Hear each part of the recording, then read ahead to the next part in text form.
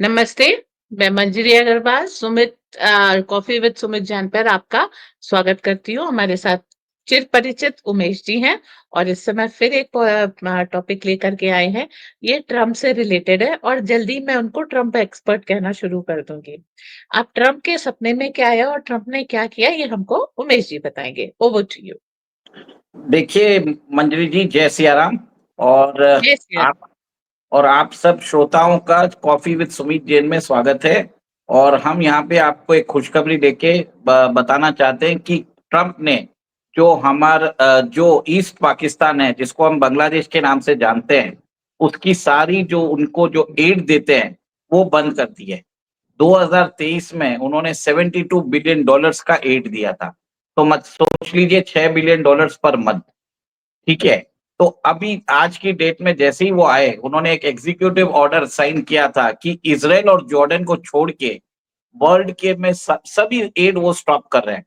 और आज एक स्पेसिफिक ऑर्डर में उन्होंने लिखा है कि जो भी एड बांग्लादेश के दे रहे हैं वो इमीडिएटली बंद कर दीजिए। 2 दिन पहले हमने स्टोरी देखी थी कि उन्होंने मोनिका यूनिस, जो मोहम्मद यूनिस की बेटी है, जो बाइडेन एडमिनिस्ट्रेशन में एक बहुत इंपॉर्टेंट पोस्ट पे थी। उसका पोस्ट का कोई डेजिग्नेशन नहीं था, पर she was part of the administration. तो उसके ऊपर भी इन्वेस्टिगेशन चालू कर दिया है। और अब वो शिकंजा है वो कसते जा रहा है। और आपने देखा है कि जनवरी 20 को शपथ ग्रहण समारोह में जयशंकर साहब को फ्रंट रो में बैठाया गया। और इमीडिएटली मार्को रूबियो, जो यूएस के फॉरेन मिनिस्टर हैं और जो उनको सेक्रेटरी ऑफ स्टेट बोला जाता है, उन्होंने बात की हमारे फॉरेन मिनिस्टर जयशंकर साहब से। हाँ, तो आपने देख लिया कि पहले टाइम उन्होंने पहले भी बोल दिया कि पाकिस्तान ने हमारे ऊपर सैंक्शन लगाए। पाकिस्तान हमसे ट्रेड नहीं करना चाहता। हम कौन होते हैं उनको बोलने वाले? आप जाओ भाड़ में, हमें कोई फर्क नहीं पड़ता। सेकेंड, उन्होंने ये भी बोल दिया कि हमने बात की है बांग्लादेश के हिसाब से। तो आप लोग, बहुत लोग कयास लगा के बैठ रहे थे कि यूनिस कब भागेगा। अब ये लगता है शिकंजा कसता जा रहा है। ये ज़रूरी भी है, क्योंकि अब ये देखिए, ये यूनिस एडमिनिस्ट्रेशन जो बाइडेन एडमिनिस्ट्रेशन ने इंस्टॉल किया था, जो प्रीवियस सीआईए के डायरेक्शन पे उनको वहां पे एक इंटरिम एडवाइजर के रूप में स्थापित किया गया था। बट आप ये देखिए, उधर वो इलेक्शन करा नहीं रहे। उन्होंने खालिदा जिया है, उनको भी उनको भी देश से बाहर निकाल दिया। वो बोले कि आप मेडिकल बोल के आप देश से बाहर निकाल दीजिए। और उनको लेने के लिए कतर का चॉपर आया था, कतर का एयरक्राफ्ट आया था। ठीक है। तो एक सोची समझी साजिश के हिसाब से उन्होंने वहां पे जो भी डेमोक्रेटिक लीडर्स है, शेख हसीना है या बेगम खालिदा जिया है, दोनों को बाहर कर दिया। अब वहां पे जमात जो प्रो पाकिस्तान है, उनकी उन लोगों की जो वो लोग स्टूडेंट मूवमेंट्स के लीडर्स थे और जो हार्डकोर्स थे, उनको एडवाइजरी पोजीशन में बैठा दिया है। और आपको ये देख के समझना पड़ेगा कि कुछ दिन पहले बांग्लादेश के फॉरेन मिनिस्टर गए थे चाइना। और चाइना जाके उन्होंने बोला कि हमारा जो इंटरेस्ट रेट आप चार्ज कर रहे हो 3%, उसको 1% कर लीजिए। और जो आपने हमारे को लोन दिया है 20 ईयर्स का, उसको वो 30 ईयर्स कर दीजिए। जो चाइना मान भी गया। ठीक है। पाकिस्तान भी सिमिलर रिक्वेस्ट कर रहा है सीपे के डेप्थ के लिए, उसके लिए चाइना ने कभी हाँ नहीं की। तो आप समझ लीजिए कि कितना बड़ा सपोर्टर बन गया बांग्लादेश फॉर चाइना।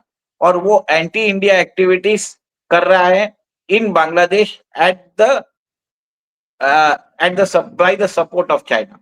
तो कहीं ना कहीं मैंने हमेशा बोला है कि जो ट्रम्प एडमिनिस्ट्रेशन में है, जो मार्को रूबियो है, माइक वॉल्स है, तुलसी गबार्ड है, काश पटेल है, हेक्सेट है, जो जितने भी उनके जो एडमिनिस्ट्रेशन में है, सब एंटी चाइना है।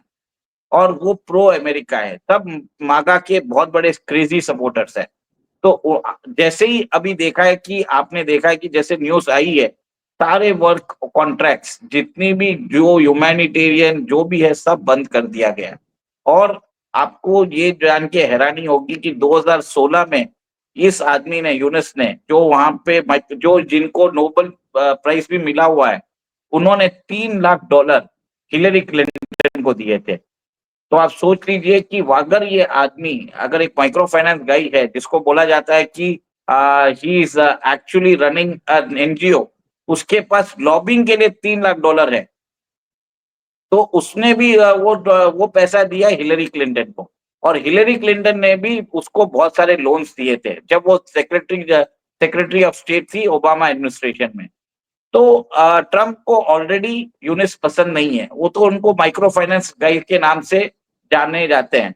और जब ट्रम्प 2016 में आए, तब यूनिस ने बोल दिया था कि मेरे होशो हवास उड़ गए, मेरा दिमाग सुन हो गया है, मुझे समझ में नहीं आ रहा है मैं क्या करूं।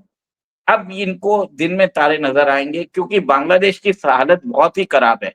वहां पे भारत के बहुत सारी मंडियों ने उनको माल सप्लाई करने से मना कर दिया, बोलते हैं पैसे डूब जाए चलेगा पर हम सप्लाई नहीं करेंगे। भले वो त्रिपुरा हो, वो आप कलकत्ता हो, या आप मध्य प्रदेश देख लीजिए, या दिल्ली का जो खान मार्केट है, सब लोगों ने मना कर दिया। सेकेंड, बांग्लादेश के जो लेटर ऑफ क्रेडिट्स है, वो हॉनर नहीं हो रहे हैं। बांग्लादेश के अंदर एक तरह से वहां पे जो टेक्सटाइल मिल्स है, जो लाइफ लाइन है बांग्लादेश की, उनको ऑर्डर्स मिलने बंद हो गए, क्योंकि उन्होंने अदानी का पैसा अभी तक बांग्लादेश ने दिया नहीं है। बांग्लादेश के पास पैसे हैं कि वो टर्की से टैंक्स ले सकता है, लाइट वेट टैंक्स। उसके बाद पैसे हैं कि वो टर्की से ये ड्रोन्स ले सकता है। उसके पास पैसे हैं कि वो नेगोशिएट करता है पाकिस्तान से कि मुझे JF-17 फाइटर जेट चाहिए। पाकिस्तान की ISI के चीफ बांग्लादेश विजिट कर रहे हैं। हमारे बॉर्डर में हम फेंसिंग कर रहे हैं तो उनको तकलीफ हो रहा है। ठीक है, बांग्लादेश ने हमारे बॉर्डर के अंदर बंकर बना के रखे हैं। ठीक है, और भारत ने अभी क्या किया, उन्होंने जवाबी कार्रवाई चालू कर दी, बॉर्डर पे फॉरवर्ड पोस्ट बढ़ा दी है, और एक तरह से ऑपरेशनल अलर्ट भी रख लिया है। तो अभी आपने देखा है कि जैसे कुंभ मेला चल रहा है और आज रिपब्लिक डे है, तो कुछ भी कर सकते हैं ये लोग। और जिस हिसाब से सिक्योरिटी बढ़ा रहा है भारत, भारत को समझ में आ गया कि अब टाइम आ गया एक्शन का। इनको अब इनको जरूरत से ज्यादा हम इनको हमने बहुत ट्राई कर लिया इनको समझाने का, ये समझने वाले नहीं है। अब यूएस ने उधर से इनकी जो फंडिंग है बंद कराएंगे, तो ये आगे जाके प्रॉब्लम में आएंगे। जो आपने देख लिया कि कैसे मुजू का हाल हुआ था, राजपक्षे का हाल हुआ था श्रीलंका में, वैसे ही इसका भी हाल होगा। अब ये देखिए, राजपक्षे तो भाग के कहीं चले गया था, शेख हसीना को भी इंडिया ने शरण दे दी थी, ये भाग के कहाँ जाएगा वो देखना है।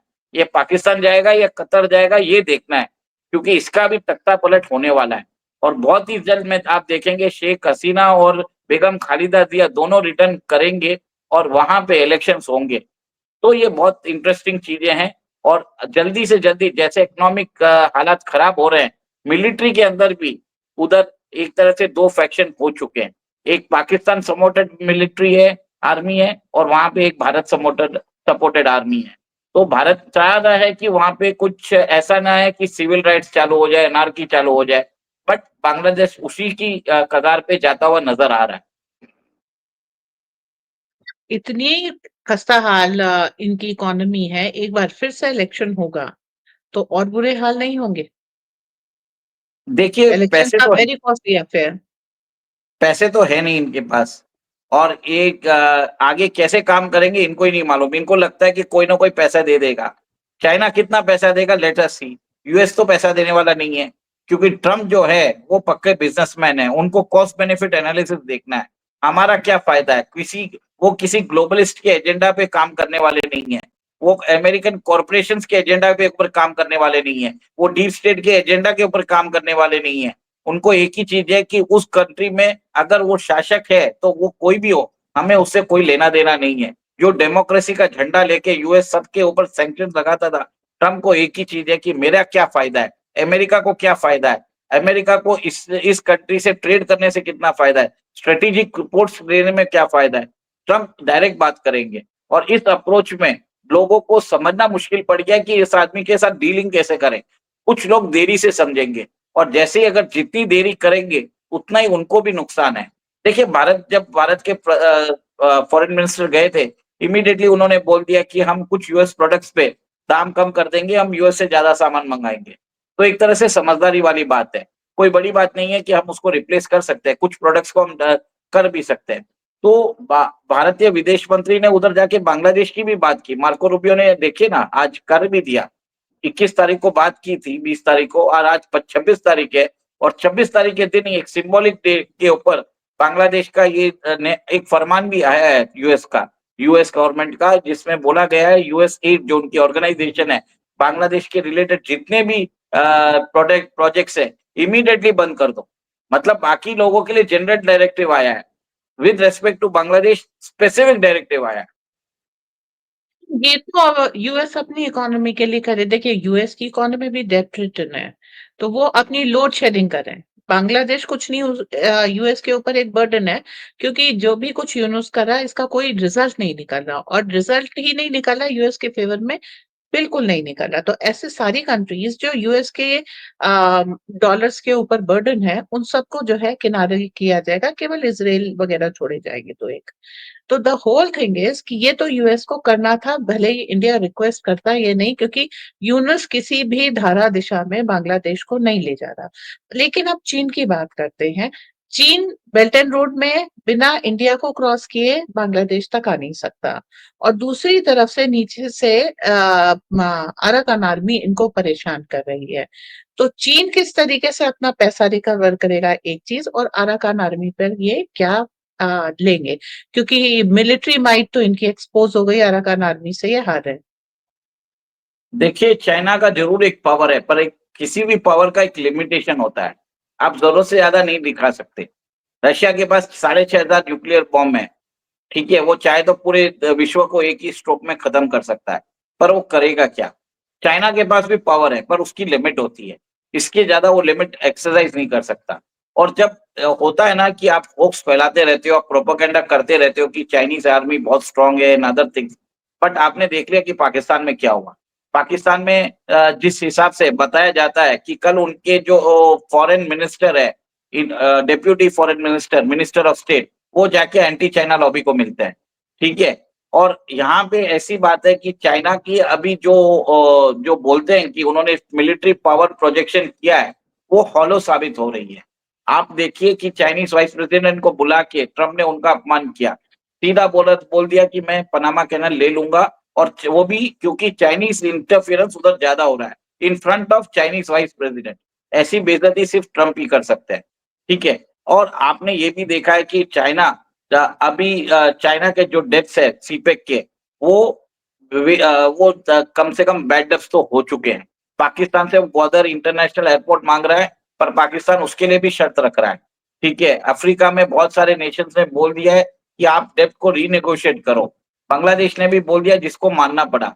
श्रीलंका ने भी बोल दिया, तो श्रीलंका को भी उनको लाइन ऑफ क्रेडिट देना पड़ा। तो एक तरह से आप समझ जाइए कि चाइना का जो पैसा लग रहा है अक्रॉस द वर्ल्ड, जिसमें वो अपनी सत्ता बचाने की कोशिश कर रहा है, उसके पास वो पैसे नहीं है एक्चुअल में, और चाइनीज इकोनॉमी प्रॉब्लम में है। और कल ही जैसे हमने देखा है कि हमने सुमित जी ने वीडियो बनाया था, जिसमें बताया था कि 42 लाख रेस्टोरेंट्स बंद हो गए थे। शंघाई के अंदर जो पॉपुलेशन उनकी 2.6 करोड़ थी, आज 2 करोड़ है। 60 लाख लोग निकल चुके हैं। 760 lakhs are high spending public, जो एक्सपर्ट्स रहते थे उधर, वो लोग सब कोविड के बाद बाहर भाग चुके हैं। वो चाइना वो लौटना ही नहीं चाहते। वो वियतनाम चले जाएंगे, सिंगापुर चले जाएंगे, इंडिया चले जाएंगे, दुबई चले जाएंगे। चाइना लौटना नहीं चाहते, क्योंकि जो चाइनीज ग्रोथ स्टोरी है उसका फुल स्टॉप लग चुका है। अब चाइना को प्रॉब्लम ये है कि उसको कुछ ना कुछ करना है, तो वो एआई का सहारा ले रहा है। वो अपनी चीजें बता रहा है कि मैं ये काम कर रहा हूँ। वो जितनी चाइना ने जितनी भी डेवलपमेंट चालू की है या उसकी डेवलपमेंट्स की घोषणा वो कर चुका है। तो जैसे आपने देखा कि वो उसने बता दिया कि मेरे पास 6th जनरेशन फाइटर एयरक्राफ्ट है, वो फोटोग्राफ निकाल रहा है हर चीजों का। तो उसका नया प्रोपेगेंडा ये चालू हो गया कि मैं 10 काम कर रहा हूँ। वैसे तो भारत भी बहुत काम कर रहा है, पर वो प्रोपेगेंडा नहीं कर रहा। जब तक वो कंफर्म टेस्टिंग नहीं होती है, और उसका जब तक उसका सक्सेस रेशियो 100% नहीं होता है, हम उसको कभी बाहर भी नहीं बताते।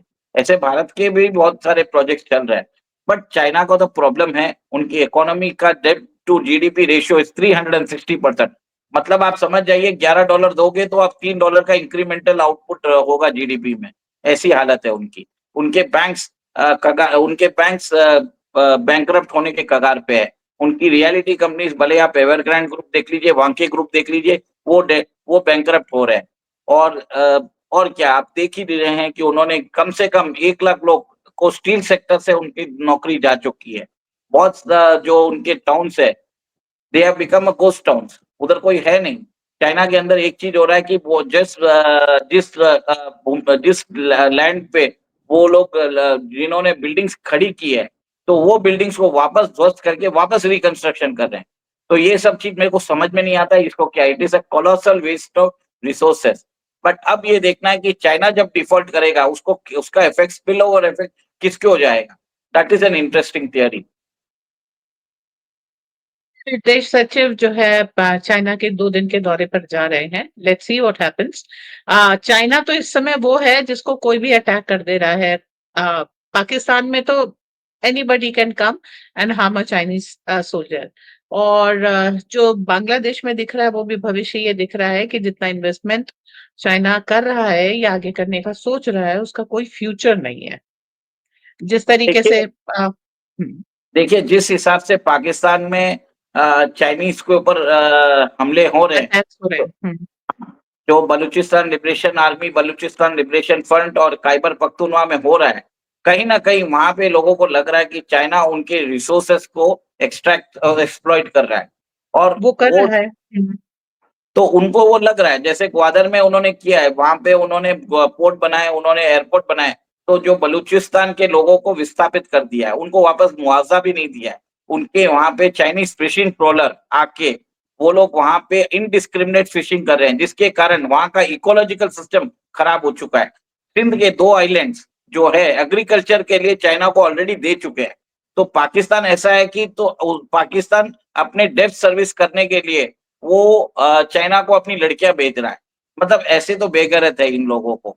तो आप, और हंसी की बात यह है कि पाकिस्तान बोलता, इलॉन मस्क को बोल रहा है कि आप मुझसे माफी मांगिए।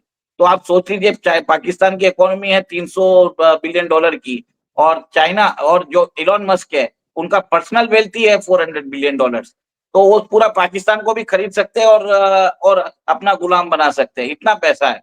तो आप ये देखिए कि ये जो चाइना, ये पाकिस्तान और बांग्लादेश है, ईस्ट पाकिस्तान जिसको बोल सकते हैं, दोनों चाइना की नाजायज औलादे हैं। और यूएस को समझ में आ गया कि इनको ठीक करना जरूरी है, इनको पैसे देना बंद करो। और यहीं पे प्रॉब्लम हो रहा है पाकिस्तान को और ईस्ट पाकिस्तान को। लेकिन पाकिस्तान जो कुछ करता है यूएस के बिहेस्ट पे करता है। ऐसा नहीं है कि पाकिस्तानी जनरल्स अपने हिसाब से अपनी मर्जी से कोई फैसला ले लें।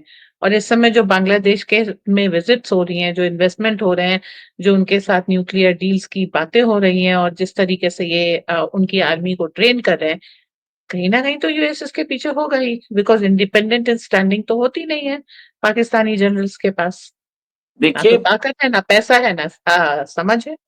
देखिए इसके अंदर इट इज वेरी ब्रॉड, इसमें सिर्फ यूएस इन्वॉल्व नहीं था, ये बाइडेन एडमिनिस्ट्रेशन वाला यूएस था, जिसको सपोर्ट कर रहे थे कतर और टर्की, ठीक है, और चाइना भी इनके साथ में था। तो अब क्या है, यूएस हट गया है, पर अभी भी कतर, टर्की और चाइना है इनके साथ में। तो ये ट्राई कर रहे हैं। अब आप सोचिए, ये पाकिस्तान और बांग्लादेश दोनों मिलके क्या कर लेंगे आपस में, भले एक दूसरे की सहारा बन सकते हैं क्या, वो हमें देखने की बात है। और इनके अंदर दोनों यूनुस और शहबाज शरीफ कितने दिनों तक रहेंगे सत्ता में, वो भी देखने की बात है। मेरे हिसाब से 6 महीने में दोनों का पैकअप हो जाएगा। इमरान खान और शेख हसीना वापस पावर में रिटर्न आएंगे, ये मुझे लग रहा है। What about the split of Pakistan, split of Bangladesh, and will China split? सब कुछ होगा। या सोवियत यूनियन का भी कोलैप्स हुआ था 1991 में, किसी ने सोचा नहीं था। उस समय उनके डिफेंस एक्सपेंडिचर बढ़ चुके थे, इकोनॉमी शैम्बल्स में थी। वहां पे जब लोगों को खाने पीने का प्रॉब्लम हो गया था, जहां पे रोजगार नहीं थे, इकोनॉमी नहीं बढ़ रही थी, और जब जिस हिसाब से चीजें महंगी हो रही थी, तो वहां पे इन्फ्लेशन ने जो काम किया है वही चाइना में हो रहा है। चाइना में भी आज की डेट में बहुत कॉस्ट बढ़ चुका है। चाइनीज गवर्नमेंट ने 3 चाइल्ड पॉलिसी अडॉप्ट करने को लोगों को बोल रहे हैं, पर कोई भी, nobody is interested in marriage also. Chinese youth are most more interested in living alone. They are very much free they would like to be in casual relationship or even in committed relationship without children. सो इस तरह से उनका जो TFR है, total fertility rate है, वो 2.1 से नीचे है, जिसके कारण उनकी जो पॉपुलेशन है श्रिंक हो रही है। कितने दिनों तक चाइना वो सुपर पावर स्टेटस रहेगा, वो हमको देखने की बात है। Another China is actually a declining economy, और जिस हिसाब से तियानमेन स्क्वायर जैसा अगर वापस हो गया, तो इस बार चाइना बचेगा नहीं। क्योंकि इस बार Chinese citizens are much more inform, very much prepared, और जिस हिसाब से लास्ट टाइम तो ब्रूटली क्रश कर दिया था, वो अनऑर्गेनाइज था। इस बार जो होगा मेथोडिकल होगा। लोगों को समझ में आ गया कि कैसे ये चाइनीज के जो स्ट्रिक्ट मेजर्स है, उनके जो फायरवॉल सिस्टम्स है, उनको कैसे बाईपास करना। We will come to know about that. So the fact is, China ने अपने सिटीजन्स को बाहर भेजा और उनसे डिफरेंट सेक्टर्स में काम कराया, और उनको प्रेशर करके चाइना के लिए टेक्नोलॉजी ट्रांसफर ये सब कराया। इस बीच में उनके सिटीजन्स को भी वर्ल्ड वाइड एक्सपोजर मिला, और उस एक्सपोजर को वो वापस खरा करके इस्तेमाल करेंगे। सो अभी तक जो कर गए थे, वो बहुत लॉकडाउन कंडीशन में उनके सिटीजन रहते थे, और जो भी उनके एक्सपेरिमेंट्स थे वो सफल हो गए। बट इस बार उनके सिटीजन के पास इंटरनेशनल एक्सपीरियंस है। ये एक्सपीरियंस जो बाहर रहते हुए लोग हैं वो भी देंगे। जो एंटी चाइना फोर्सेस है वो इनके सिटीजन्स को एडुकेट भी करेंगे। सो चाइना का जो इन्वेस्टमेंट है, जो इंटरेस्ट है बांग्लादेश में, यूनुस के हटने के साथ साथ तेजी से हिट लेगा। और जितना भी इंटरनेशनल रेपुटेशन चाइना की हिट होगी या उसके इन्वेस्टमेंट हिट होंगे, उतना हिट और उतना सेटबैक उसको इंटरनली भी लगेगा। रिगार्डिंग यूनुस, फ्यूचर ब्लीक है, सबको मालूम है। लोकतंत्र की बहाली होगी, और समय के साथ साथ यूनुस अब जिस तेजी से ऊपर आए थे उस तेजी से गायब हो जाएंगे। Thank you for your time. हमें सुनने के लिए धन्यवाद। जय श्री राम। जय सिया राम।